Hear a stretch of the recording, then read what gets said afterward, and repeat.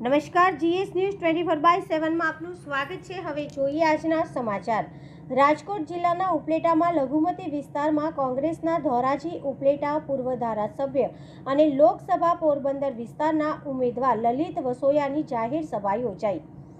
લોકસભા 2024ની ચૂંટણીને અનુલક્ષીને કોંગ્રેસ પક્ષના ઉમેદવાર લલિતભાઈ વસોયાની ઉપલેટા લઘુમતી વિસ્તારમાં જાહેર સભા યોજવામાં આવી હતી। મુસ્લિમ વિસ્તારની આ સભામાં લલિતભાઈ વસોયાએ વિકાસના કાર્યોને લઈને ચર્ચાઓ કરી અને ધોરાજી ઉપલેટામાં ધારાસભ્ય રહી ચૂકેલા તેમના કાર્યકાળ દરમિયાન તેઓને મળતી ગ્રાન્ટ પૂરેપૂરી વાપરવામાં આવી છે અને પોતાને મળતા પગારમાંથી તેઓ ગરીબ માટે વિનામૂલ્યે નિદાન કેમ્પ કરેલા છે અને ગરીબ મધ્યમ વર્ગો માટે તેમજ વિકાસના કાર્યોને લઈને લલિત વસોયાએ નીડર અને ઈમાનદાર નેતા સાબિત થયા છે। ત્યારે કોંગ્રેસ પાર્ટીએ ફરી એકવાર લલિત વસોયાને ટિકિટ આપી લોકસભા 2024ની પોરબંદરની સીટ ઉપર લડાયક નેતા તરીકે ઉમેદવારી જાહેર કરી હાલ તમામ વિસ્તારોમાં પ્રચાર શરૂ કરાયો છે। ત્યારે તેમના ગઢ સમાન ઉપલેટા ધોરાજી સભાઓની શરૂઆત કરી આજે ઉપલેટા વિસ્તારમાં સભા સંબોધી પોરબંદર સીટ પરથી તેમની જીત થશે તેવી ઈચ્છાઓ દર્શાવી હતી।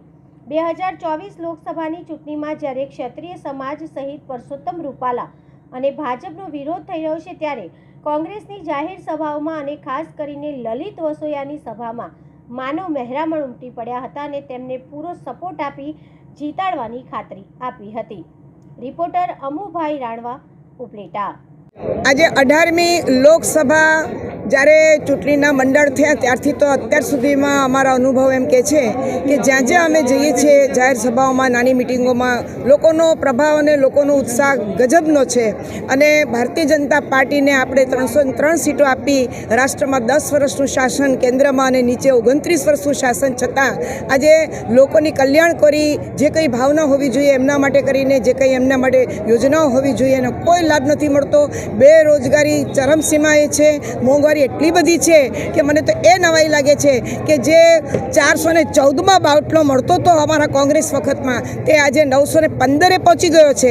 જ્યારે એ લોકો 450માં આપે છે, ગેહલોતની સરકાર હતી એટલે ત્યાં એમણે ચાલુ કરી દીધા, પરંતુ આપણા પ્રધાનમંત્રીને એમ નથી લાગતું કે ગુજરાતની ધરતી ઉપર એ મોટા થયા અને આગળ વધ્યા તો ત્યાંના બજેટ ખોરવાઈ જાય છે। એમનું શું? આખી દુનિયામાં પેટ્રોલ અને ડીઝલના ભાવ ઓછા થાય છે પરંતુ અહીંયા વધતા જ જાય છે। જીએસટી તો એટલું બધું વધ્યું છે કે દૂધથી દહીંથી લઈને બાળકોના બિસ્કિટ ઉપર પણ જીએસટી છે એટલે માણસોને નિરાધાર કર્યા છે। તમે ભૂખમરાથી મરો, કોરોનાથી મરો, આત્મહત્યાથી મરો, બેરોજગારીથી મરો, બસ તમે મરો ને અમારું પેટ ભરો, આવું અમને દેખાય છે। એટલે મને લાગે છે કે હવે પરિવર્તન કર્યા સિવાય છૂટકો નથી। આ હિન્દુસ્તાન જે છે ને એને આપણે કબ્રસ્તાન કે રેગિસ્તાન નહીં ગુલિસ્તાન બનાવવા માટે પરિવર્તન લાવો। જય કોંગ્રેસ, જય ભારત।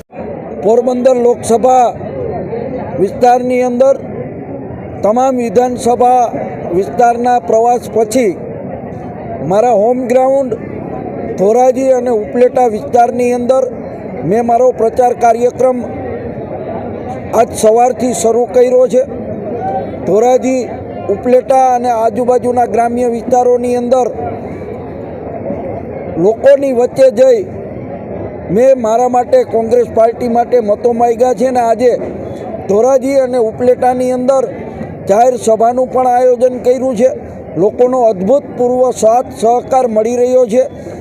કોંગ્રેસના કાર્યકર્તાઓ ઉત્સાહભેર આખાએ પોરબંદર લોકસભા મત વિસ્તારની અંદર પાર્ટીને જીતાડવા માટે તનતોડ મહેનત કરી રહ્યા છે અને આશા પણ અમને છે કે આ વખતે પોરબંદર લોકસભાની બેઠક ઉપર કોંગ્રેસ પાર્ટી, આમ આદમી પાર્ટી, ઇન્ડિયા ગઠબંધન રિઝલ્ટ લઈ આવીને આ બેઠક ઉપર જીત હાંસલ કરશે।